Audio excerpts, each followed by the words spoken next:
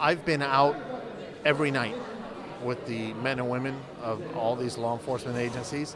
I go out on the street, I go by their calls, and the enforcement efforts, and there hasn't been one time that a passerby, a citizen, a community member has not come up to me or to them and said, "Thank you for what you're doing.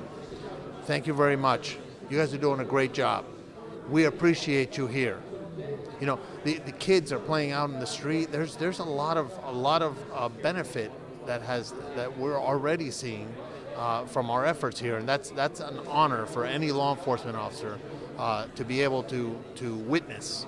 And the excitement among the officers is palpable. They have been empowered by this administration, by President Trump.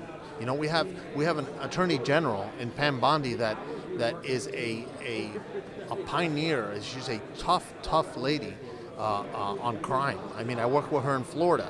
Her number two, the Deputy Attorney General Todd Blanche, another friend of law enforcement.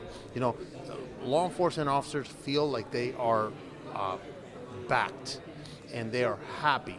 And earlier today, I was in the Oval Office, and I presented the President of the United States, our President Donald Trump, with a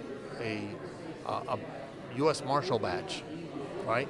And the badge, as the oldest law enforcement agency, I presented it on behalf of all law enforcement agencies, state, local, tribal, federal.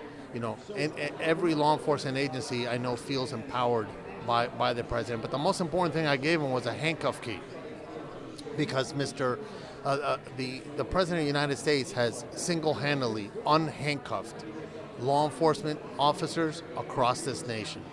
And that's something that should be recognized. That's how the law enforcement officers feel, and I think our nation is going to be a whole lot safer than it's ever been.